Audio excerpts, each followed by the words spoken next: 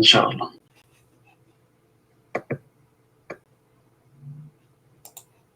Recording in progress. الحمد لله رب العالمين والصلاة والسلام على أشرف المرسلين سيدنا محمد عليه وعلى آله وصحبه أفضل الصلاة وأتم التسليم. Praise be to Allah and peace be upon Prophet Muhammad sallallahu alaihi wasallam, his family, his companion, and all of those who follow his footsteps till the hereafter. We ask Allah for forgiveness. We seek refuge in Allah from the evils of our action and from the evils within ourselves. Verily, any innovation leads the person to the hellfire. The best word is the word of Allah, Al-Quran. The best guidance is the teaching of Prophet Muhammad sallallahu alaihi wasallam. Today, inshallah, we are going to discuss something that has been going on around and bring destruction to a Muslim community.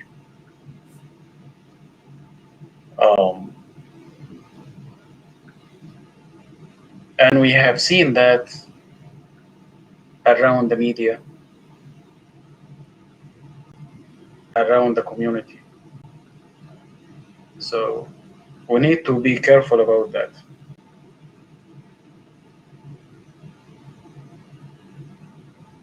And this is the misleading imitation of Allah's destiny.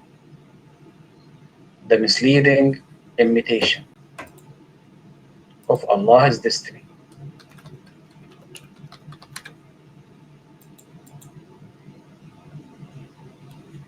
The first thing that was created, the divine pen.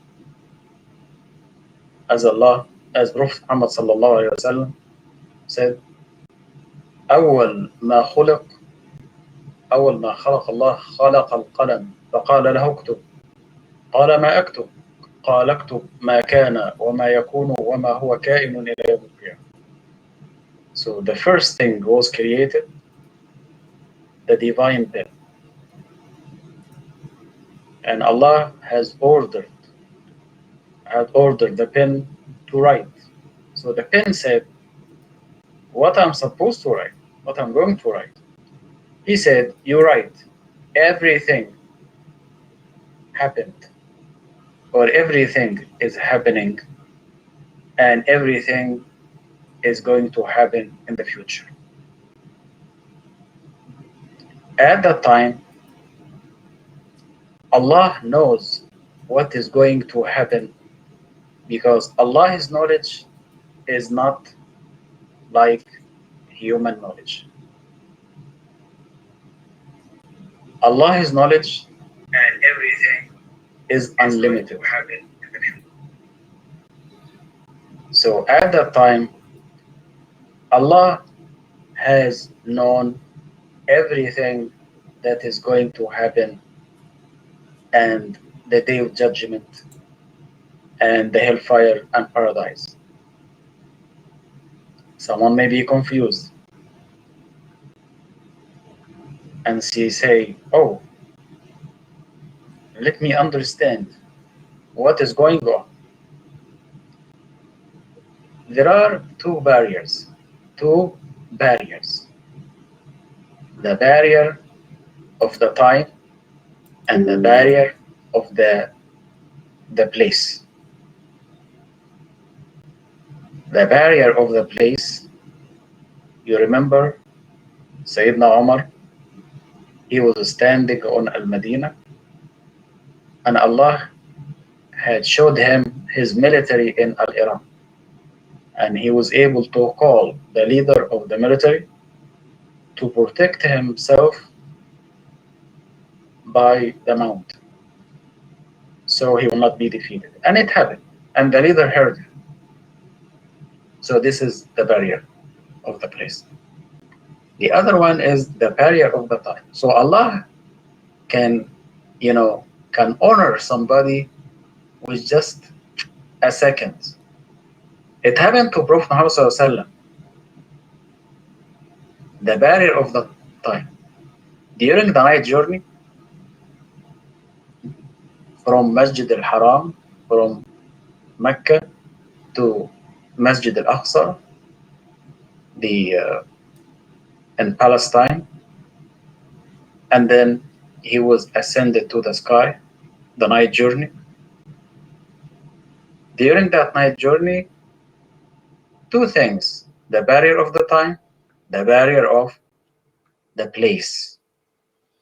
So he was able to see people who are suffering in the hellfire and people who are, happy and enjoy in paradise. I am sure Sister Layla had covered this issue. And one day, the Prophet ﷺ,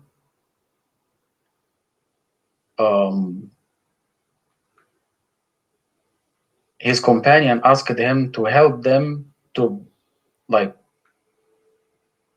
destroy a big rock, to break it, because nobody was able to. That's during one of the battle, when they were trying to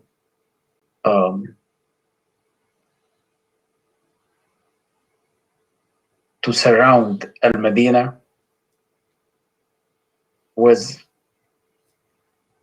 a ditch, a trench.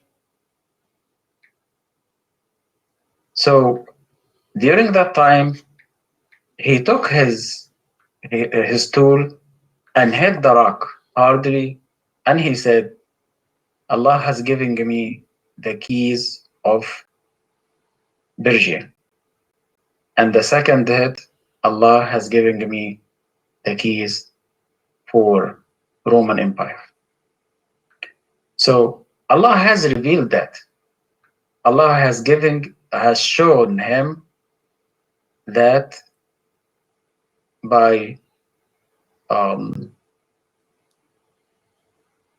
giving him the chance to lift the barrier of time.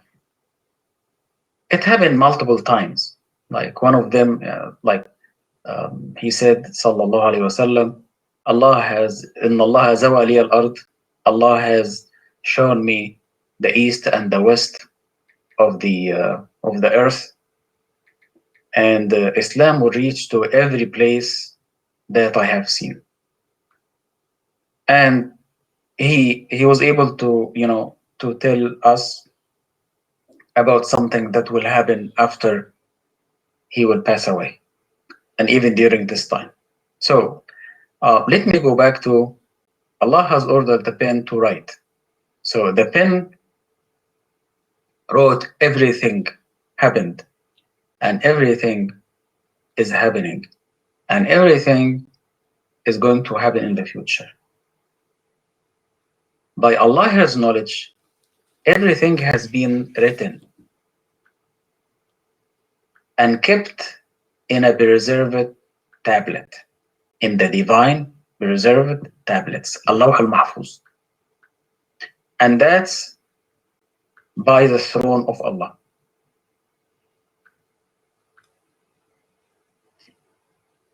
One of the important things that was written at that time is the Holy Quran.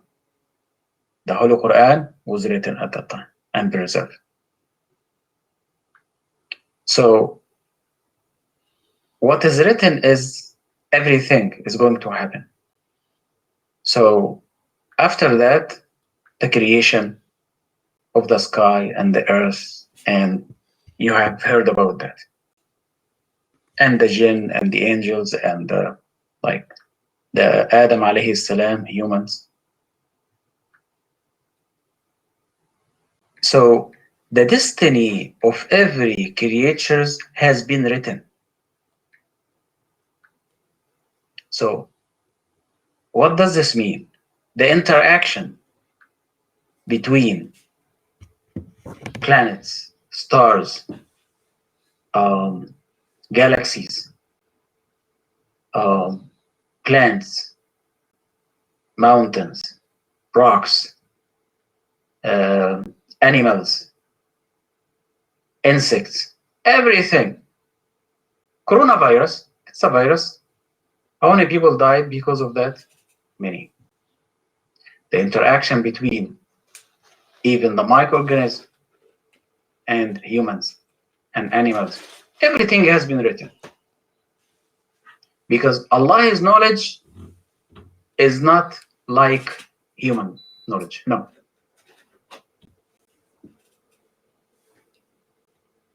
This is one of the belief that this is one of the,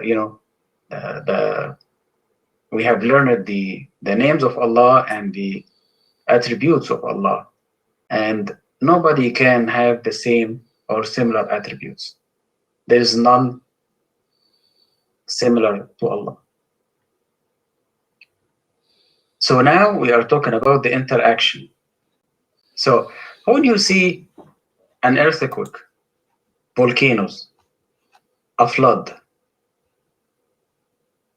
and then when you see something happen between plant kingdom, animal kingdom, human being, that also has been written. So the destiny has been decided, has been written. It's kept on the book. Among a human being, like the interaction between the different elements, like among a human being, what do you mean? Like one family, brothers and sisters, friends, co-workers, countries, harmony, having a fight. All of this has been also written by the knowledge of Allah. Now let me take you to something else. From the Creator, from the all-knowing, from the superpower, to a human being. Someone sit down on his desk and try to create a story, like a storyteller, to write something with what is called fictions. And they claim that, oh, this is an innovation.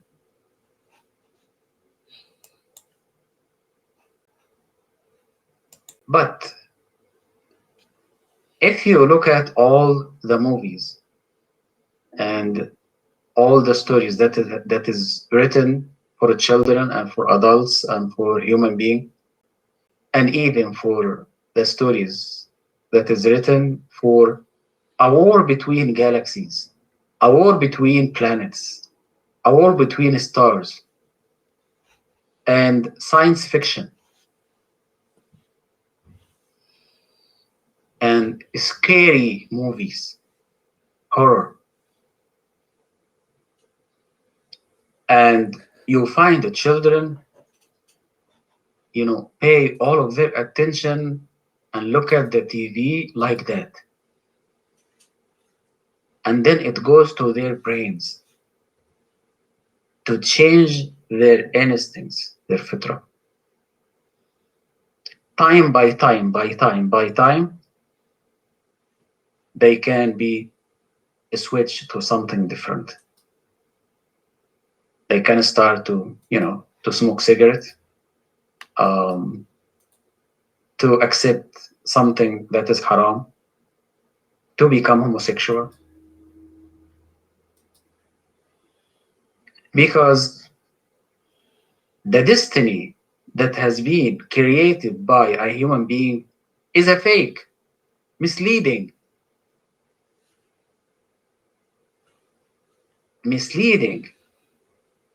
imitation. They tried hard to imitate and to create something, and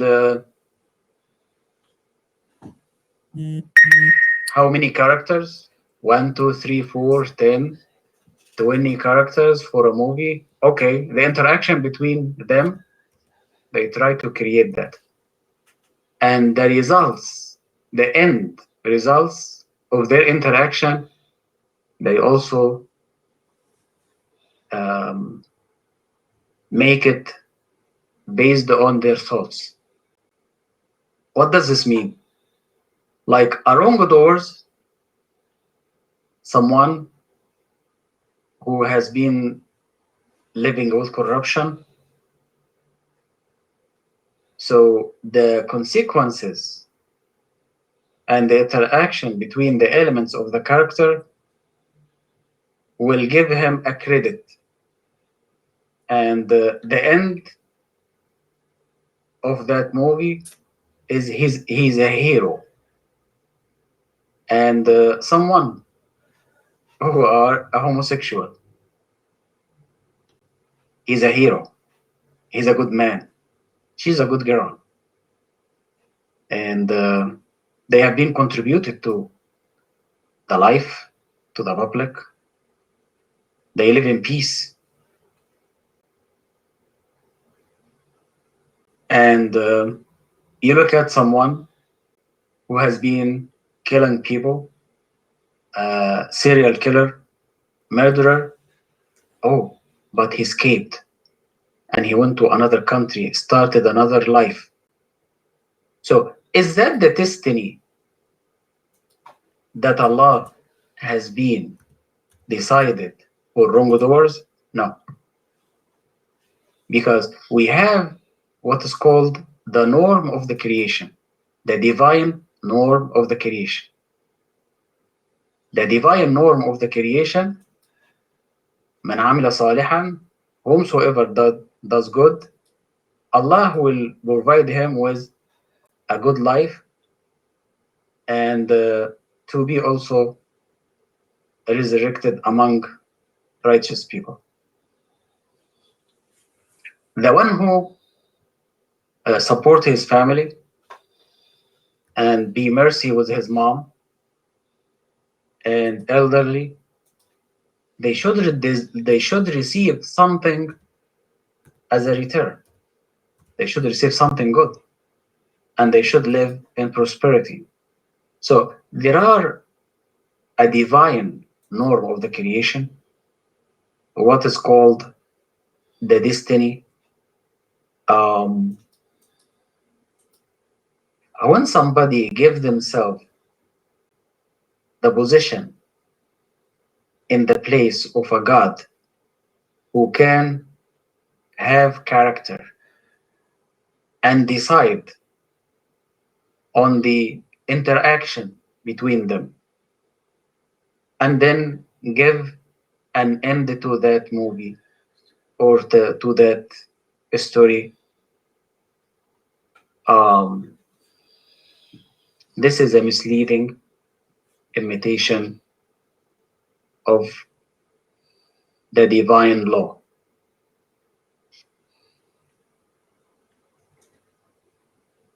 The divine destiny.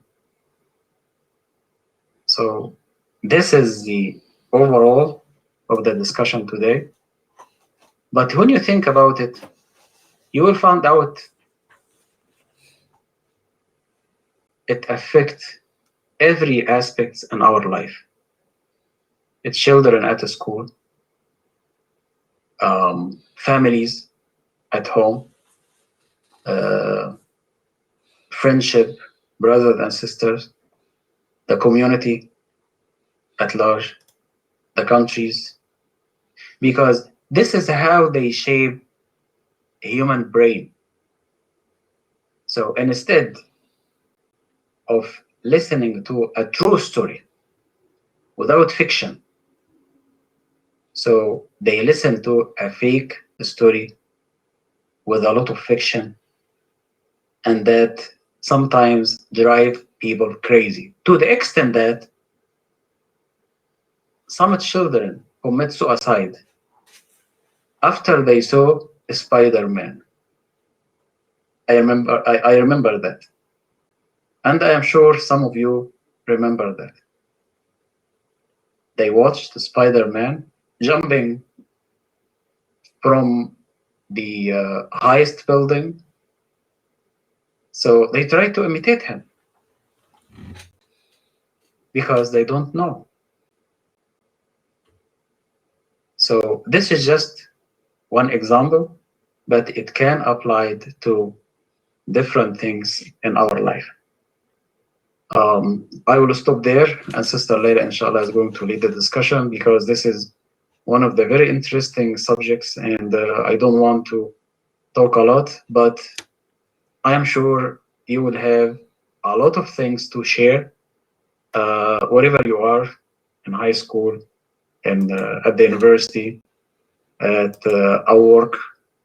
So you will find something, inshallah, to share, and Sister Leila, inshallah, can give her feedback based on the classes that she taught you about this issue. Thank you. Yeah, let's start, inshallah, with Sister Sahar, because she's always got such wonderful tidbits to share with us. Go ahead, Sister Sahar. Assalamu alaikum. Wa alaikum salam wa Alaikum rahmatullah. assalam. Media has a major role in changing the identity of individuals and whole countries, especially through movies and series. Many years before, maybe about 40 years, showing foreign movies in the Arab world, it changed people's taste and clothes. And at the last few years, all Arab movies and foreign movies, all movies, it changed people's morals and words. They speak slang language and they learn improper habits. Nowadays, film producers are working on erasing the identity of people and whole countries through presenting media materials, especially in the Arab world and wide world, contradict with major religion principles and customs in these countries and humanly and wide world, to lose their identity and become something else. Meantime, movies in the West has a huge history.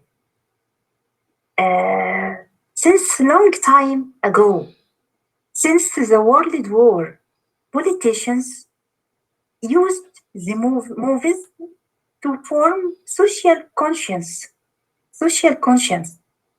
sometimes to beautify world decisions or to improve image of certain institute or certain leader. As the global media is controlled by organizations with hidden agendas, and people in each country obeys them. Some people who work in media, I mean some people who work in media. And the goal is to alliterate the Islamic and Arab identity or human identity or just moral. They want to change human consent. Some people who work in that field, like directors, writers, or even actors, devil inspires to them. So some immoral thoughts. Then they transfer it into a movie or series or photograph it and display it on the screen. So it becomes a collective devil whisper, like committing suicide, killing, kidnapping, robbing, or scam. And some horror movies contains some devil's presence inside it. Watching it destroy the stability and remove the blessings. Because any shape, I want to refer to something. Any shape that's very bad shape, can be inhabited by devils. Okay, there is devils everywhere, anywhere, and when they put that shapes like shown in, I don't know, in Hebrew, on in the horror movies, blood, someone is killed. That shapes, that horror shapes can be inhabited by devils. This is what I mean. So watching this removes the inner peace of someone, of anyone. And cinema and TV spread immorality after beautifying and decorating it. And God in the Holy Quran threatens those who love that immorality to be spread among the believers. They will have, Allah said, they will have painful punishment in this life and the life after. And God knows and we don't know. People who are responsible for media work in parallel lines as the same as they produce materials to spread immorality, to change people's taste and habits. They neglect religion orders. They mock some imams or scholars. They doubt fundamental religion facts. In other programs contains this. They present veiled woman as a weak person or having problems or unsuccessful person, which is not true. Because in real life, in my country and in each country, everywhere, we have veiled women who are perfect, who has perfect careers. Some doctors, teachers, engineers, scientists, whatever. And they wear elegant clothes and they have a very nice personality. So in real life, this is not true, what they present over the screen. Meantime, media presents some people, such as writers, journalists, even engineers. They illustrate Quran and Sunnah wrong. They distort the meaning of the ayah or Sunnah. And their aim is to let anyone to do whatever he wants, not what Allah wants. Such people took space in media and networks. These people are dangerous. We should learn from the imams and the scholars, people who has the academic background. Okay, and about the social media has major role in distracting people. Social media producers aim to make people stuck to their mobiles as long as they can. They don't want people to be happy. And all experts say that spending much time in front of screens causes losing some time of working time, interrupted sleep, doesn't fit well, distraction, spreading rumors, being polluted. هي تعرض للتنمر. Is bullied. Okay. Being bullied. Depression and anxiety. Anxiety. Okay.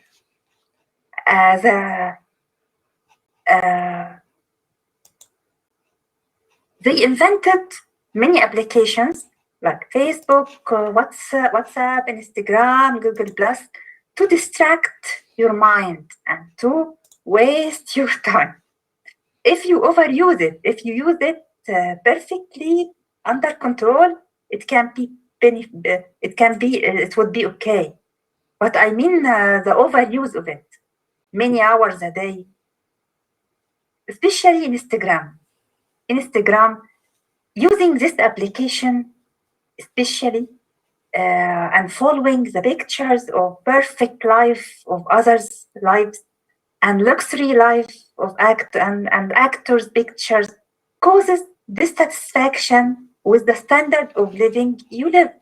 So you might become sad or get depression, especially young girls might feel she is not pretty, comparing with the bloggers or actors, or doesn't accept her body, consequently losing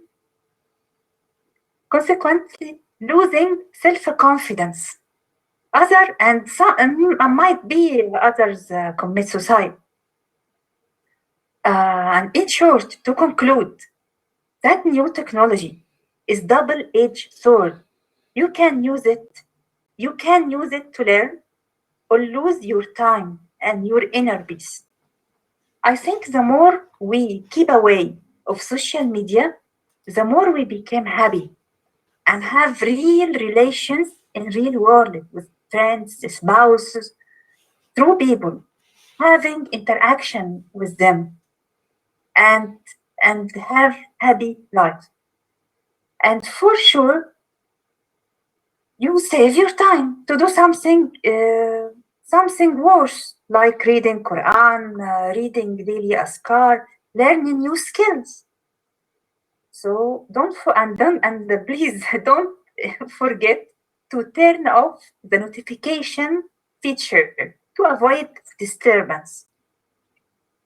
And of course, social media can cause crimes, blackmailing, divorcing, due to people share their pictures, their locations, their family members' information. So we have to take care of ourselves.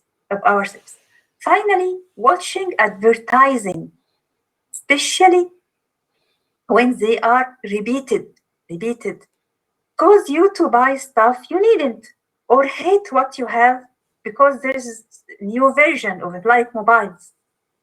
So I think that this advantage is more than the advantage.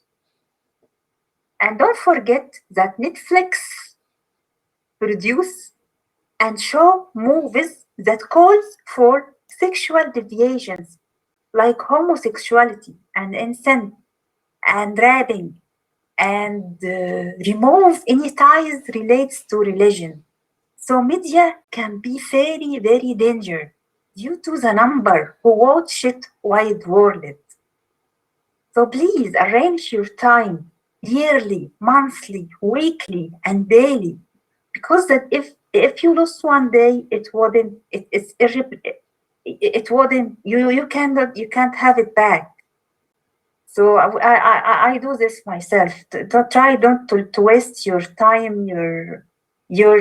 Try not to allow to use Facebook and such applications 4 hours or 3 hours. They minimize that time to 30 minutes daily maximum. God bless you all. Thank you. Alhamdulillah, mashallah, this was excellent and so true. We're living in the computer age, as they say, and so many of us get lost in social media. We get lost and we can take on a whole new identity other than what our true selves on social media, on these platforms, pretending to be what we're not. And also it leads to discontent with the qadr of Allah, discontent with the decree of Allah, because you're looking at other people's social platforms and you're believing that maybe their life is better than yours or whatever, and you end up being discontent with your own, and when reality this person can be a fraud. So she brought out some very, very, very good points here. The internet, social media, it's easy for us to get lost in that, to lose our Muslim identity in those platforms. So we have to really be balanced, as we're not saying it's haram to use those things, but make sure that we're balanced, that we don't spend too much time with that. Go ahead, Dr. Asim. Yeah, thank you, Sister Sahar. So she brought a number of examples. So don't let the fiction and the movies with a fake story to guide your life and to show you the way to your future. because this is something fake. This is not true. And this has been affecting people nowadays at different levels. So she gives some examples, but everybody around, if they can think, I'm sure they can bring more examples, inshallah. Go ahead. Yes, Sister Amina Fresno, you'd like to contribute? Go ahead. Yeah, okay. Everything has been written. The pen has written what is happening now and what will happen. People who know drop seeds to plant in the minds of people who don't know, to make them do things that they want them to do. It seems like TV, the social media, but is that really true? Are they really making people do something that wasn't written? Everything has been written. But the thing is, we have free will, and we're going to choose what we're going to do. What we're going to do. What we're going to do. Allah knows this and has already written it down. So basically, this is not new. The thing is, we just didn't know what it would be. Allah already knew everything we done did. He know we was gonna do it, when we was gonna do it. We just didn't know. Social media, none of that. All that madness, Allah already knew about it, and it's already written. Everything that's being done, it was written because He already knew that we was gonna do this. We just didn't know what we was gonna do, how we was gonna do. None of that. So ain't none of this new. Somewhere. Alhamdulillah. Yeah, Sister Amina. Yeah, there is a divine law for the interaction among all the creatures, including human beings. People who write fiction and story and then convert that to a movie. So they introduce to people something that is fake. This is not true, misleading. So that somehow affect people's life because they look at all this movie and they believe that this is a role model and this is what is happening. Why don't I do this? Because they can see the character, like the hero and the movie stars. They have done this, they lived doing this and this and this, and then they are happy. But they didn't go in depth to their psychology, like to their social life. So nobody can put himself in the place of a creator and bring something to guide people and to show them how to manage their life. Thank you, Sister Amina. Do you have any comments about that? What I heard you say is the part about people dropping seeds. I understand that. But I was speaking about all of this. Allah already knew that the people was going to drop the seeds, that the people was going to do all of that, make the movies, do all of that. Ain't none of this stuff new. Was already written in. It's like, it seems like these people are being, like you said about the little boy looking at TV in Spider-Man. So his little dumb behind gonna get up on the roof and try to be Spider-Man because he didn't know that they had a string on the man and it was holding him up. Now his little behind just gonna jump up, but that was written too. That's what I'm saying. Man, that's how I took it. That's the way I went with it. I'm not really sure on, I hear what you're saying. You're saying that people drop seeds and plant in people's minds, and then they do these things unbeknownst to themselves. But I'm saying it was already written anyway. But anyway, okay, I hear you. Okay. I hear you. But my point is that there are bad people and good people, And we shouldn't let bad people to create something and to guide the rest of the people. So everything has been written. Allah has knowledge. By His knowledge, He knows everything, and that was written. I agree with you. But for me and you, we don't know. It is written that tomorrow this female will go and get along with that girl because they are co-workers, and then she will take her to the nightclub. Another one, she will get along with somebody else, and then they will go to the mosque. It is written, but we don't know what is written. So for us, we should have a free will to decide which direction we are going to take. Because our knowledge is limited. We don't know the future. Allah has knowledge. He knows everything that is going to happen. Even people who go to paradise, people who go to the hellfire. So as a parents, we should care about the materials that we provide our kids with. Not to let them to watch something or to read that might bring traction to their life. You get my point? Yes. Yeah, this is very. Sister Amina? Yeah, this is Yes. very Yes, important. I get it. Can you hear me? Yes, I hear you now. Okay. Where is Sister Anisa? We miss you. Let me add something right quick too. Let me add something Sister Layla. right quick too. Yeah, this is where a lot of Muslims lose it. Remember, we talked about this in our classes. The Prophet Sallallahu Alaihi Wasallam said every nation has its fire worshipers. The fire worshipers of our nation are those who don't understand and accept the qadar of Allah. And as a daya, I have found out this is the hardest thing for me to get people to understand.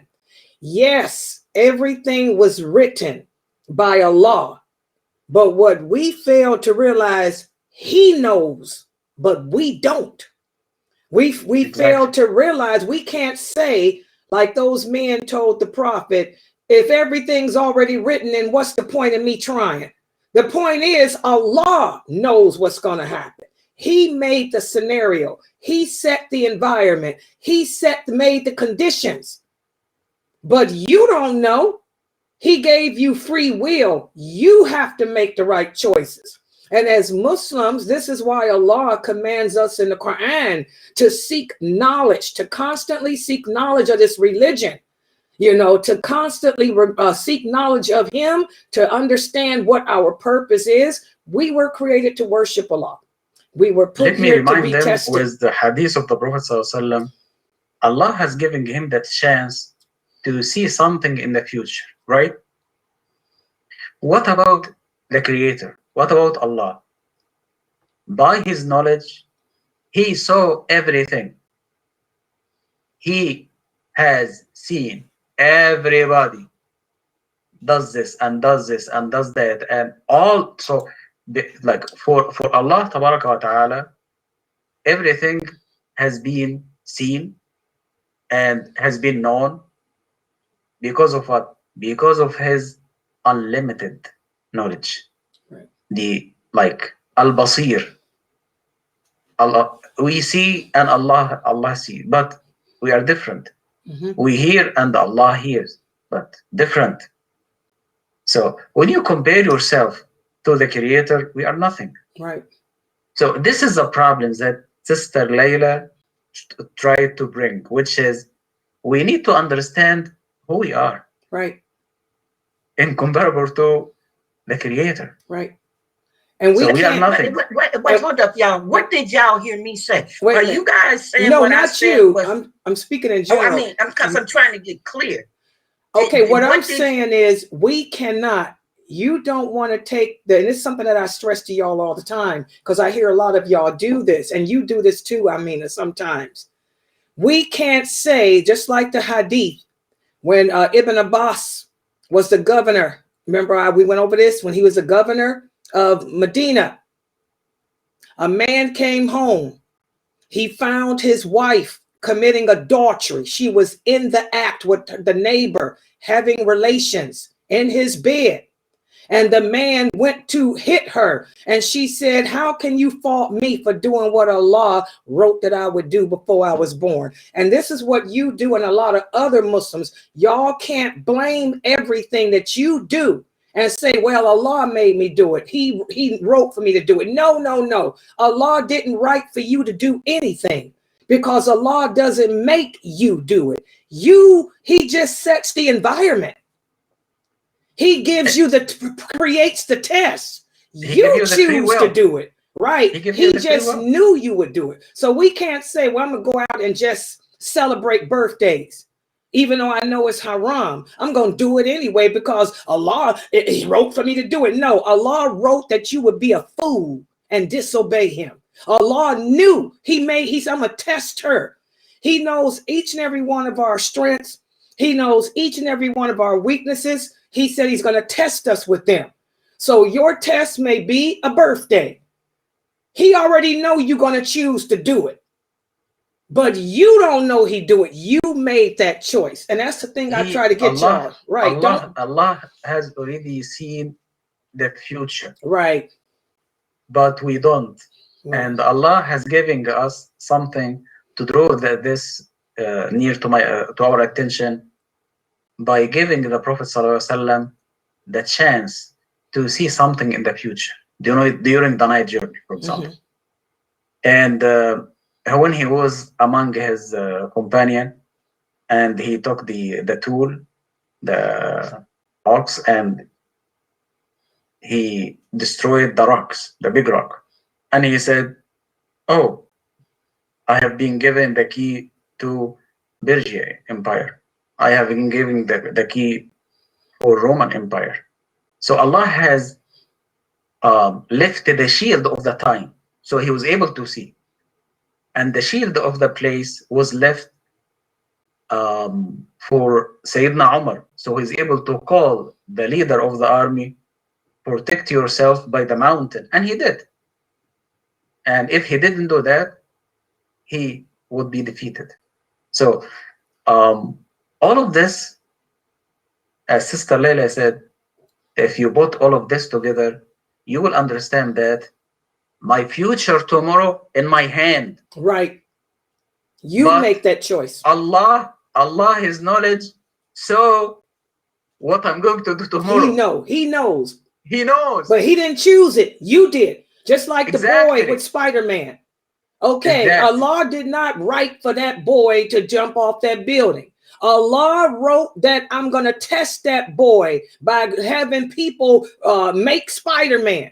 But that boy chooses either to believe it, believe that he can fly, or that he can't. I just already know what he's going to choose, but I didn't write for him to do that. If that's the case, we're saying that Allah wrote, I'm putting you in him. No, Allah doesn't jump in our body. And that's what I always have a hard time teaching y'all. He does not jump in our body and make us make a choice. He just know what it is. Just like you, a mother, you put a cake in front of your child and you say, don't touch this cake. You already know when you turn your back, that child gonna put their hand in there and eat it. But you didn't make the child eat it. You just put the cake there. The child chose to disobey you and eat it.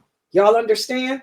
So Allah, that's when we switch that to the fiction, the fiction machine is to convince people to follow a certain procedure, a certain steps, in order to be successful, in order to get high.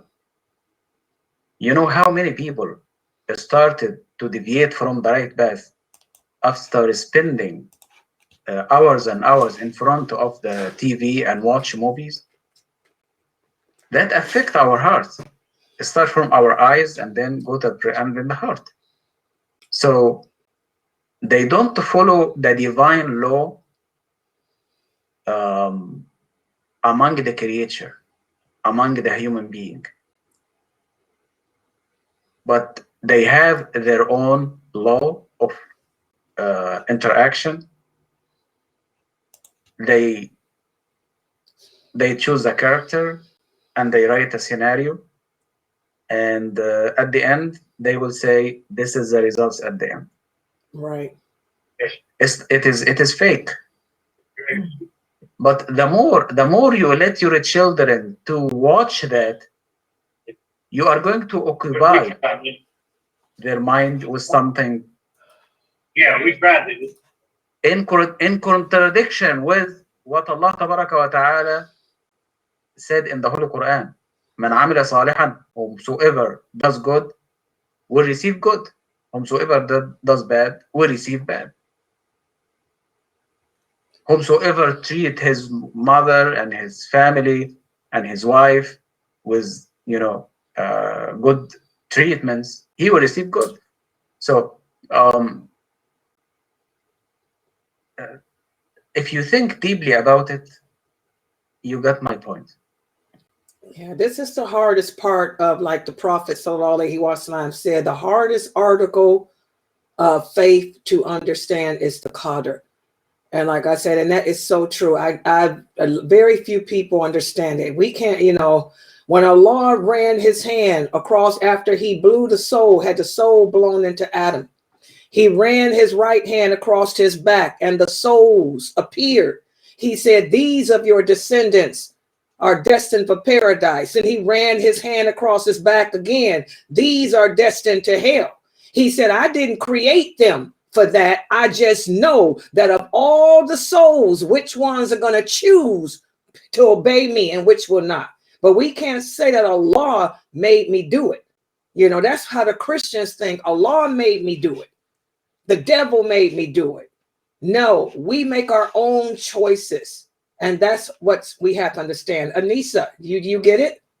Anissa? Alhamdulillah, let me get in here, y'all keep answering everything I want to say, I think. When we're created as babies, we don't know a thing. We're like a slate coming out that's completely wiped clean. And our surroundings is what teaches us. If we've got good family members, they are observing us, they're watching us, and they are telling us, child, that didn't make sense. I want you to think before you act. Allah says he created us to be thinking beings. Some of us are born and we're with people who don't allow us to think correctly. They will stop us or they will allow us to just do stupid stuff. And that goes on all the way through to our adult lives. And then when we get in trouble, people say, well, I knew that boy was going to do that. I knew that girl was going to do that. But at the same time, nobody really stopped to help that person get on the right track. I've been in situations in my family members where we call certain people suddish. They were just simple. They had common sense enough to eat, enough to go to the store, enough to have babies, but they didn't have common sense to do common things that normal people would do. And those common things would be whatever they chose to do. That's the call of Allah for them. Alhamdulillah, our Prophet Muhammad sallallahu alaihi wasallam, when he came, he taught us to think, to be thinking beings, to use our common sense, to think before you act. MashaAllah. And I think you pretty much answered the rest of it. Sister Anissa, I would like to ask you about the science fiction, like the movie about different issue for for social life. Do you think that might affect human being like affected a family and play an impact on our social life. And this is all fake, it's fiction. But they build a scenario with a character. They try to imitate and mislead human being because they try to put themselves in the place of our God, and He's a creator. So that's what I meant by this discussion. Okay, and you know what? I come back to you and I'd say they don't know themselves. We have to learn ourselves as we grow. It's important for you to know who you are. Human beings are actors. We can be great actresses and great actors. And you need to understand when you're separating yourself from those type of activities. So I just say you need to know yourself. Think and know and act correctly. So even the way of acting is not true. So sometimes they act as if they are Jesus, they are the companion of the prophet, but they are wrongdoers. So this is something that would bring a conflict and bring confusion for young people. That's where your iman comes in. They don't know themselves and they are living their lives imitating what they see. And once they get themselves in a situation, they don't always know how to get out of it correctly. So they take different avenues and they look for other objects or other places in the media that will help them to get over what they're trying to get over, because they really don't know what they're doing. They're just experimenting. They're trying and they're seeking help. That's what they're mainly doing, is seeking help. They're seeking guidance. And where does that come from? Because they didn't have it at home. If they No, I'm just saying, how did they get there?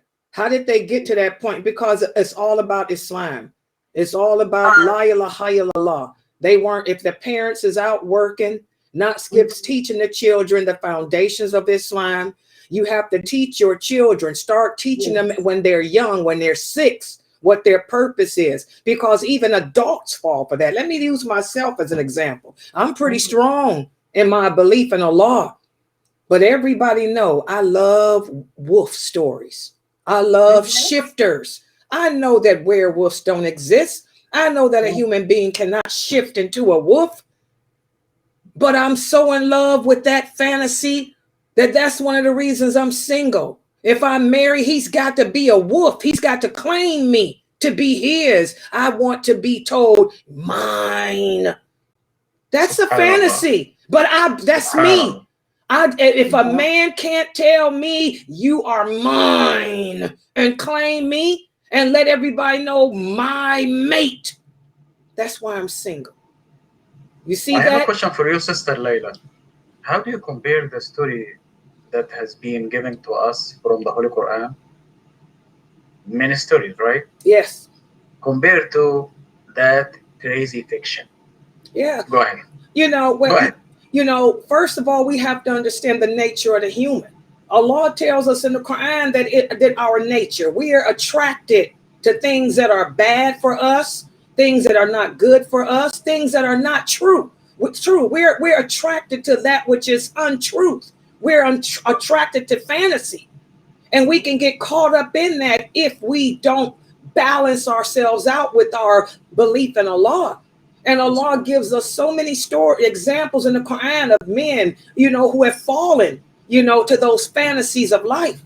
Like I say, I fall for it. Why am I single 30 years? I get offers for marriage all the time because you got to claim me. I want to be told you are mine. Seriously. So, y'all get it. I mean, I'm trying to make it so y'all can understand what Dr. Aslan's coming at. It's all about your faith. you have given a very good example, and I believe you. And this is one of the results of watching movies at young age. Yes. It remains here and never go back. It doesn't go away. Never go away. I want to be claimed. You may see Sister Anisa. Yes. Like, do you think this is for only entertainment or for brainwash? No, it's actually entertainment because I'm a little bit opposite of Layla. I like those type of movies too, but I watch them for the scenery. I want to see the scenery. You know, I love to watch the movies because I don't travel anywhere. I haven't been anywhere. And I want to see the sky. I want to see cities, but I don't want to go there. I don't want to have to change my bed and go to somebody else's bed just to be there and walk around and get tired. I'd rather stay at home and watch it on the movie screen. But your test may be something else. Yeah, That it may have affected you differently. That's me. That's how it's affected me. Whereas I want to be claimed, championed, a wolf. That's me. Yeah. Your thing may be something else. Your fantasy may be something else because we're all different. I want to relax. I want to relax. If I could take you guys to my mother's estate, 300 miles from here, you would never want to leave those Blue Ridge Mountains and that beautiful green grass that she's got, a whole 2 acres of it. That's what's keeping me just serene right now, knowing that I can see that in my mind and I've lived it. That's my home, as opposed to sitting there in my chair in my room.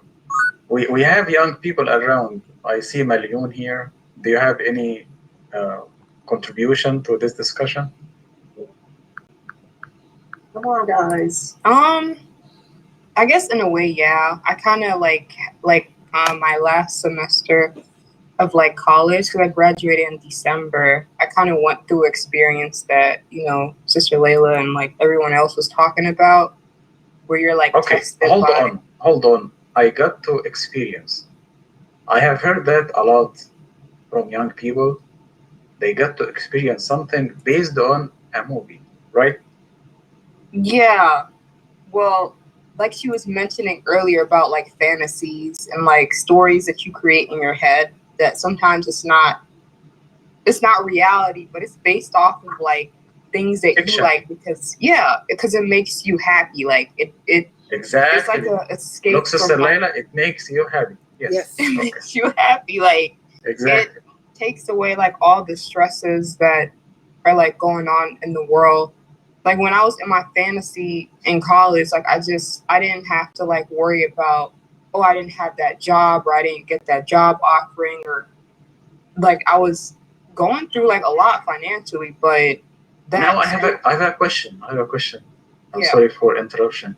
Yeah, no, it's okay. If you don't have the availability or the chance to watch such movie, and you have been in a different experience, which is you go and you read something from the Holy Quran to make you happy. Mm-hmm. So no, I was gonna get to that, Dr. Asim. Actually, it was crazy because my soul was like, it was like conflicted, because it was connected to Allah, but it was also like connected to the fantasy too. So it was like I was struggling. Let me give you my experience. Like I memorized Quran at the age of 14 years old, and then when I went to the college, so they have a big hall for a TV and movies, and sometimes I went with my friends to spend some time. So I didn't accept that, and I feel that if I go back to my room and open the Holy Quran and read with my heart, it brings me more peace and tranquility, and I used to enjoy that. So I tried to do it the other way around, but it didn't work for me. So go ahead, I'm listening. Oh, okay. I was gonna say, like, so I was like pretty much conflicted. Like I knew like I was coming to like the classes and I was learning the religion, but there is this one story in like the Holy Quran that just stood out to me. And that's what I was experiencing at the time. And I'm like, whatever's happening in the story about the prophet, it relates to what I'm going through right now. And in my mind, I would like try not to be too hard on myself, because at the end of the day, it doesn't matter how hard, like how strong you are, like you are a human being, or you are like a woman, you get like very emotional about certain things. So you got to be a little bit like more gentle with yourself. You can't be like, well, Allah will never forgive me because I did this or this or that. And it's like, do you have a group of like young people around you, like at the school, so you can get along and you can spend some time and having what is called halaqa and read something and remind each other, because we used to do that.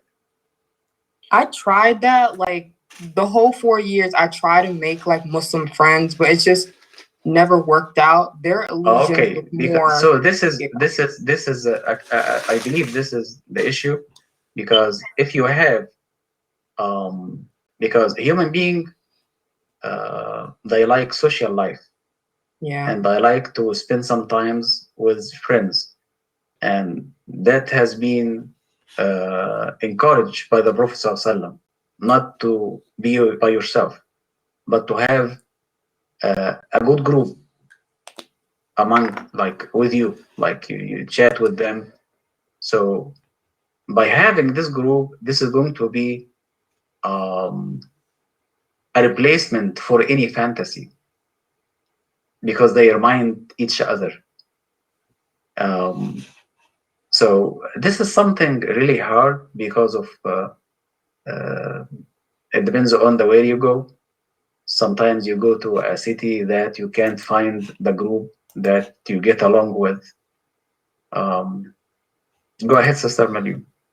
Oh, I was saying I tried every time, it just never worked out. Every time that I thought the person was a good Muslim or like a good, Muslim friend, like a female, it's just always backfired. It just never worked out. Except this semester, I met one person who wasn't like at my level, but she had enough like knowledge to like, talk me out of certain things. She'll be like, don't do that. Like, don't do that. And I'll be like, and I would listen to her because I trusted her and she trusted me. And we were just like together, like connected together. Like we would do stuff together.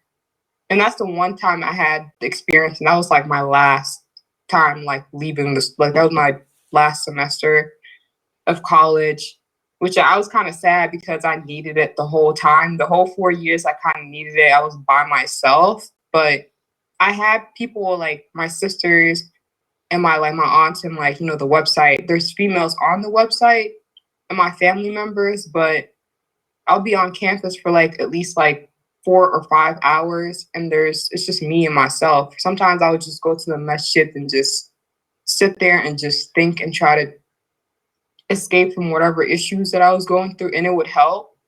But I guess I just wasn't meant to make friends. I don't know what that was about, but no, actually, this is something that should brought to the board of the Islamic Center, and they should care about youth, and they should start to have group for Muslims to get along and to spend some times and to have some entertainments, halal one. I have seen that in my area. Like when I go to the mosque, I found all the activities, all the sports, everything, but everything has been done under their supervision. So sometimes when we talk about some issue, you find it hard to digest, because the lack of this opportunity in your surroundings, whatever it's work or the community. But Alhamdulillah, I believe it has been cleared with examples from our life. Yeah, and it can cause you to sink more into those fantasies, because that's exactly what caused me to create this website. When I was in college, Sister Layla, some of them, they go to pray Yeah. And after they go to pray, they escape somewhere else. Right. Right. So I used to have this issue with undergraduate students. Yes. Because they said that you are keep watching where we are going. Oh, we have to have fun. Yes. See. I said, but you have just offered your prayer. Right. He said, oh, that's enough. So I did my part.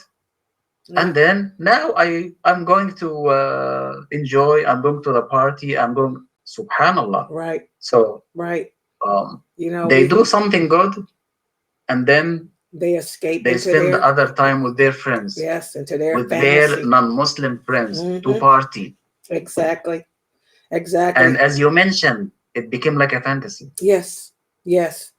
And that's, like I said, that's what drove me in '86 to create this website. Because when I was in college, I didn't have anyone. I was the editor of my college newspaper, and I was an investigative reporter, and I escaped through my writing with that. Then I was also a freelance writer, writing fiction stories about werewolves, you know, for different magazines and Reader's Digest. And I was so caught up into that fantasy, then I said, I got to get to Allah. You know, I turned myself to Allah, and that's when I made this website. Now we need to ask ourselves a question. What was the fantasy of the companion of the Prophet? Right. Period. What was their fantasy? Don't you think that at their time, they used to spend hours and hours and days and just listening to poetry? Poetry, I was gonna say that was their thing. Arab love, they love poetry. And still do. That's our thing. You know, and fantasy, fiction stories. Fictions. Yeah, that's me too. That's yes. And you can get caught up in it. I mean, it becomes your reality, your escape, and your reality. If you do you think after they accepted Islam and they became like righteous Muslims, they continue to do that? No. No, they didn't. They didn't. They didn't. It was all about Allah. So what was their fantasy? Their fantasy is, you know, to please Allah. And to spend most of their time with reading the Holy Quran. So these are the stars that we should, you know, look at their footsteps and try to imitate them. But for the devil people, I'm calling them the devil people, who create stories, fake stories with fictions, and fill your mind and brainwash your mind with something that is not real, that is fiction, and they say this is entertainment. I don't trust them. A lot of you sisters that's listening in this group here, in the polygamy group, how many of you watch the Young and the Restless soap operas? You guys spend your time, you know, watching those daytime soap operas, getting caught up in that lifestyle that is totally not reality, not Islam. And you expect that when your husband comes home, you're expecting that type of lifestyle, you know, him to give you that type of attention that they're getting there. See, so even with us as adults, we can easily get deluded and caught up in the fantasies that other people, who are really the awliya of shaitan, that they create for us through television, through social media. One of my colleagues got divorced after she watched a movie, and she became unsatisfied, and she was telling her husband, "You didn't do this, right? You didn't. I saw that in the movie. You're subhanallah." She was happy, and after she watched a series of a movie and stories, she didn't accept her life anymore. How many Muslim girls did we lose because of the Titanic? You jump, I jump, that fantasy love. How many of you girls left your homes and ran off into the sunset with men and illegally, totally against Islam, you know, because you were looking for that Titanic love? Like I say, Allah doesn't make us do it. They are looking for a spoiled boy. Right. And Allah doesn't make us do that. Like I said, we make that choice. You know, we choose. We can't blame it on them. We can't say, oh, well, Allah wrote for me to go off and fornicate. No, he didn't write that for you. You chose that for yourself. He just knew that you would be foolish enough to do that. That's the problem. We can't blame it on Allah. Y'all understand? So that's even affect your choice when you choose a husband, and when a man choose a wife. They don't look for righteous one, but for what the movie has shown them. Right. Subhanallah. Even they pray and they fast, but when it got to this point, oh, I need somebody like this movie star. Right. But I'm going to, I would like her with a veil and with hijab and with this, subhanallah. And female, they don't look for the true men, fake men, who are spoiled. How many of you brothers looking for Nicki Minaj? Y'all want women like these, like Nicki Minaj, Jennifer Lopez, you know, you looking for that type of woman? I mean, come on, that's just an act. And those women are miserable and unhappy. They don't like selling their bodies like that in order to get their fame and their money. You know, Nicki Minaj said she hates the fact that men touch her and look at her behind and stuff, but she has to play that role in order to make her money, to get her respect. And that's sick. But we allow this to happen. So don't trust actors and actresses. No. And the best story you can have ever listened to is the story of the Holy Quran, as Allah says in the Holy Quran, نحن نقص عليك أحسن القصص. We are giving you the best stories that you can have ever hear. So subhanallah, this is a big title, as you see, Sister Layla. Anybody else wants to contribute? I see Sister Jamila and others. Yeah, Sister Jamila, what do you think? Oh, I'm glad to see her here. Go ahead, Jamila. I don't have much to say. Everybody done said everything. Let's hear from the elderly woman. Go ahead. Experience. I was just thinking about the movies as well, you know, and I also was thinking about the Nintendo era. And I was thinking about, you know, the kids, how they come up different in different stages, and watching my nephew playing Mario. And I've also watched some of them playing in the upper game of that. And some of them had guns shooting the police. And that stunned me. And I was like, well, what are they going to do with that? Why are y'all playing that kind of game? You know, these people are supposed to be going to help, you know, protect us.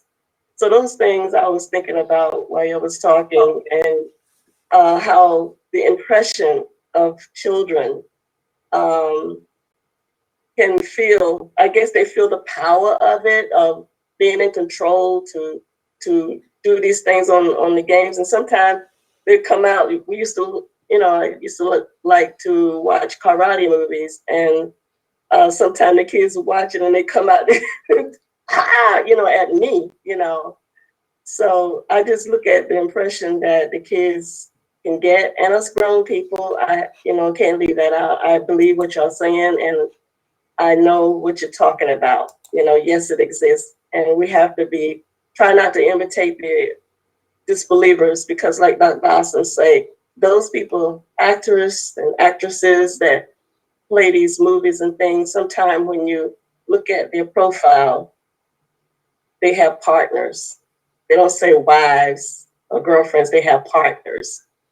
And also when they're bringing up children, going back to that again, and what behooves me is that, you know, these homosexuals, they adopt kids or have another woman to have their kid, and this is not the way creation is supposed to be. This is not what Allah created us for.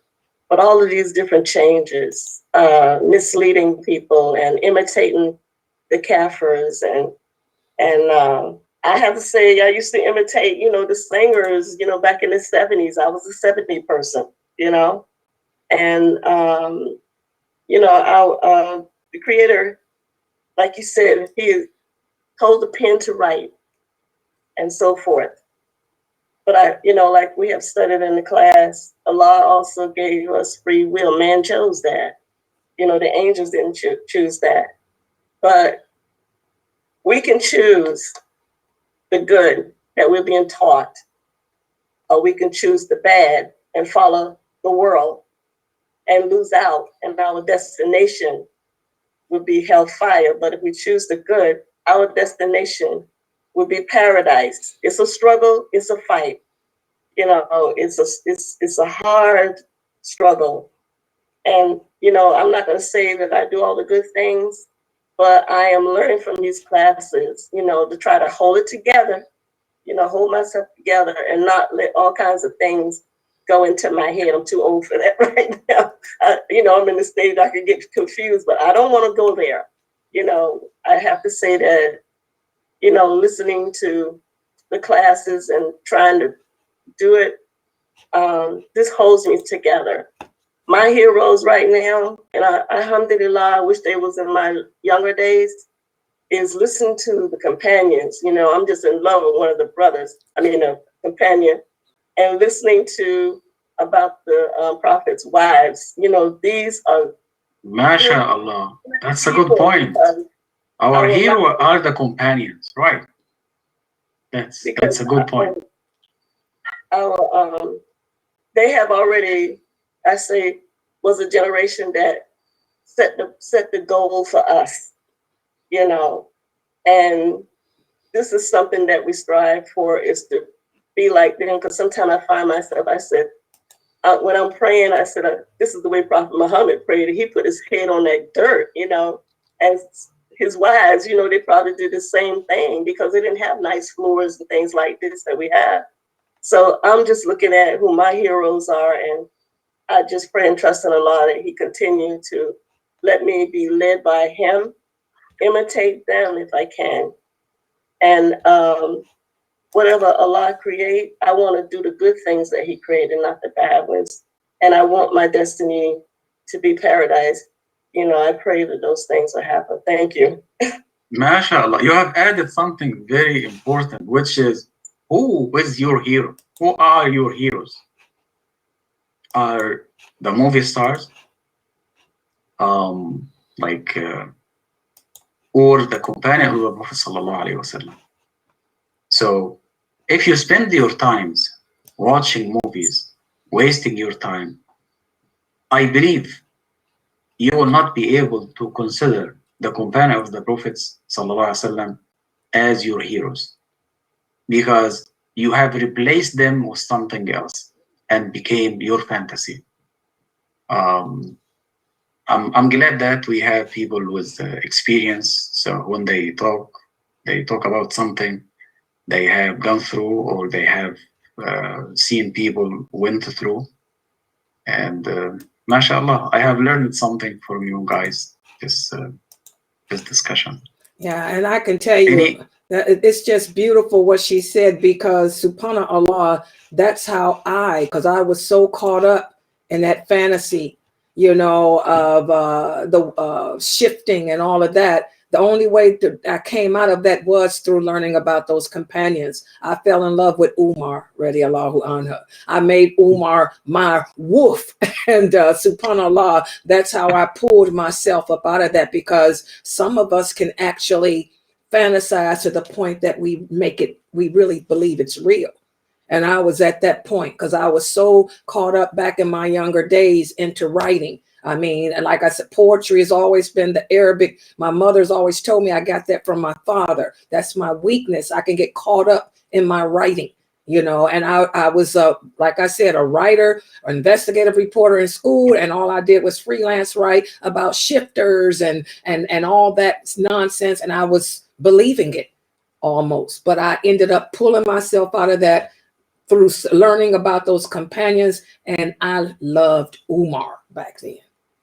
And the da'wah. Yes, Da'wah is the and best. the da'wah. When I made this website in '86, MashaAllah. that's when it all stopped. But I had to pull myself out because I didn't have any Muslims to be around, no Muslims to hang around with. Because after I finished Exactly. college, if you don't have a Muslim to hang out with around, try to use, to make the companion of the Prophet's story. Right. I moved away, and I didn't have Latifah anymore. You know, I graduated college, like Mayli said. I got a job working for the government. They moved me to Southern Ohio. No Muslims, no mosque. I was so caught up in my writing, and I said I got to do something else. And I just got into the internet, created that website. Here comes Kara Daugherty. Here comes Umar al-Ashkar. Here comes Sheikh Morsi, and alhamdulillah, that saved me. Alhamdulillah, the more we read about Sayyida Aisha and Sayyida Asma, Sayyida Khadija, and Sayyidina Umar, Abu Bakr, and all the companions, thousands. So the more you read about them, you feel that you live with them. You live with that. You feel that they are your company. So they become your company, your friends. You live with them, and this is the way you bring your soul up. You elevate your soul. So that's a very, very, very, very good point Jamila made, because it just made me think we're going to be in paradise with these people. Exactly. Exactly. Yes. Yes. MashaAllah. So you prepare yourself to have such opportunity, to have their company. Yes. Let me stress on that. We prepare ourselves in this dunya to have their company in the hereafter. So why do I waste my time for movies, movie stars, and look at this and look at that? Do you know, Sister Laila, it's a punishment for Muslims to see people who commit sins and mistakes. I give you the proof about that. There was a great worshipper at the time of Bani Israel, and his mother used to go to his cave calling him because she missed him. He was offering his voluntarily prayer, and he was confused. Shall I stop my prayer or continue my prayer, and then my mother will go without talking to me? So he continued his prayer. So his mother got upset, and she said, like, she made a dua that Allah will punish him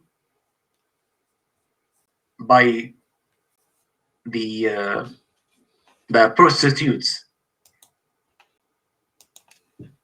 And it happened. So that was a punishment for him, is to watch and to see a prostitute.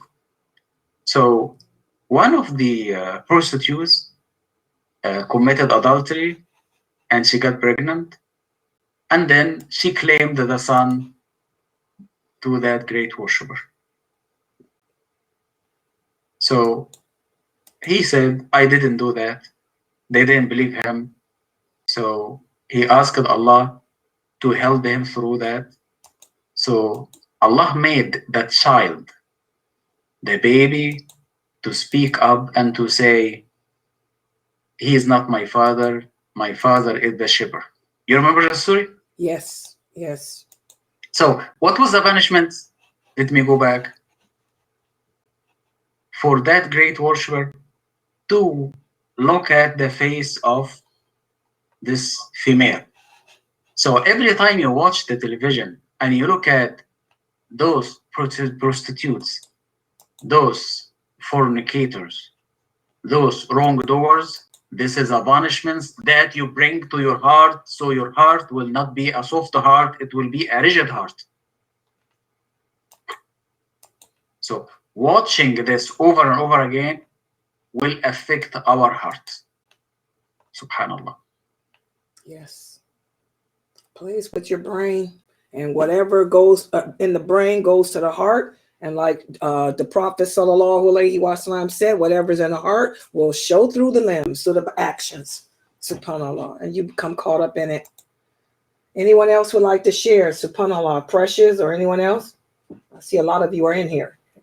Jean-Louis, anyone?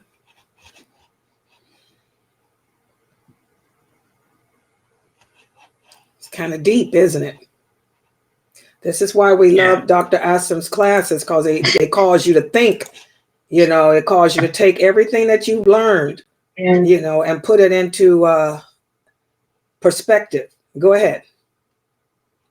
No, we actually out, but once this person goes, there was a couple of stories that really struck me as far as especially individuals and Turn your TV down. We can't hardly hear you. Turn your TV or take it off the Bluetooth or whatever. Your mic sound. Okay. I was just basically saying that a lot of the points that were brought up really stuck with me, because we tend to, as individuals, attach ourselves to other, you know, other outside things to basically escape, you know, what we're basically going through. And as a Muslim, you know, Dr. Hassan brought up a very important point that here we are, we have to really look at, like, hey, the things, the individuals that we surround ourselves with or whatnot, they're good things.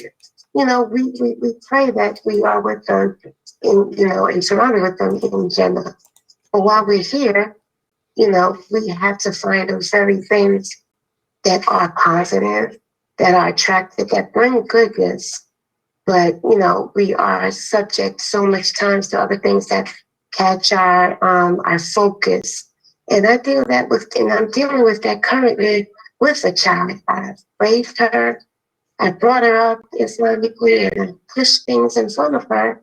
And because of this escape into this world, and even being in the surrounding of other Muslim kids who are themselves attracted to that and trying to, you know, be a part of that world that isn't so positive. You know, the shaitan has a grasp, you know, of being secluded, of, you know, not feeling Islamically what they're supposed to, even though it's surrounded by them, but putting themselves so much in that world that they escape and they become a victim to that world alongside with other kids that have escaped into that very world. So right now it's like a battle of trying to push that, you know, the Islam, the stories of the Prophet, the companions, those good things that, you know, they were subjected. They too were human beings also. They too went through this also. And they escaped, and they had these things to escape to that were positive, that being examples, maybe we should try to implement that. But at the same time, you know, that hold of the dunya, that hold of the imagination, and showing also these people that we look up to, their lives are fake and they show it every day. You know, we see it in the news every day. They're not happy. You know, and Allah has given us the tools to be happy. And I just want to take that and show that, hey, this is what our kids are going through. Alhamdulillah, mashallah, exactly. You know, and that's what a lot of us fail to realize, that that stuff that we're exposed to is not real. You know, those are those actresses and famous personalities. Look at the Kardashians. These are the most unhappy people on earth. They're so unhappy. They're looking for the basics. They're looking for the basics. You know, they don't know what love is. They don't know what their purpose is. They struggle every day wondering, why was I created? Why am I here? They don't know why they are here. We know that, you know. Yes, and go ahead, Dr. Asim. Yeah, as you mentioned, they don't know the true love is and how they can become a happy person. And they are trying just to sell to people their thoughts and ideology, acting fake emotions, fake thoughts, not true. So we should be careful about that, because that may affect our hearts and it become fantasy, it become something that we cannot remove it from our heart. And by the way, this is going to be gradually built up, so you don't feel it unless if you have something like a shock. So you think about it, what's going on? It goes like that. What we are talking about today is something that has been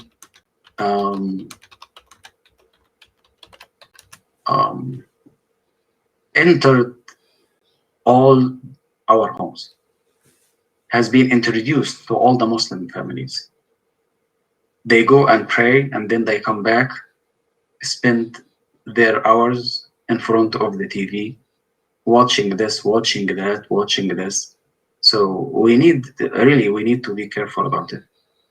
And we need to take this seriously, because your kids around you, and they might watch this with you, and it will leave something in their brain. Sometimes it never go away. Subhanallah. I have thought about this issue like 5 years ago. I have been studying that and think about it. And I might write a book about it, inshallah, because it can go to a different direction in our life. And you may become very successful if you avoid that. The meaning of successful is to bring yourself closer to Allah. So when you stand before Allah and you say Allahu Akbar, it comes from your hands, from your tongue, and from your heart. And you have the intimate meeting. You have this,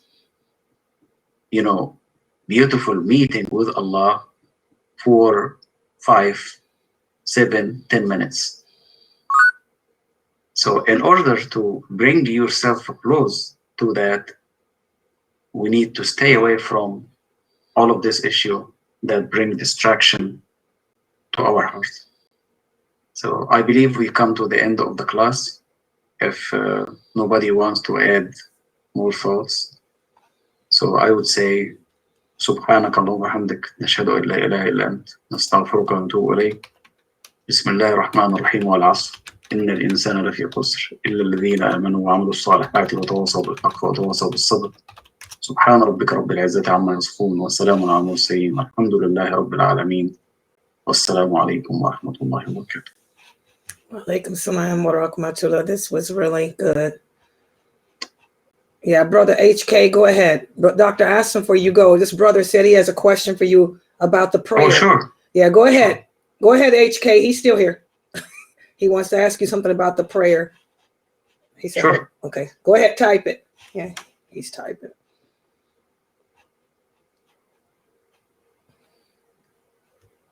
Yeah, it was a good class.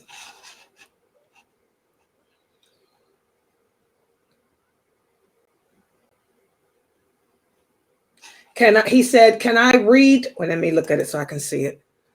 His question is, can I read Salat at work without washing my feet? Without wudu, in other words, without complete wudu, HK? He's new to Islam. Washing their feet, if they wear a thick socks, so they can just wipe it. He said, I have difficulty washing feet during wudu at work at my job.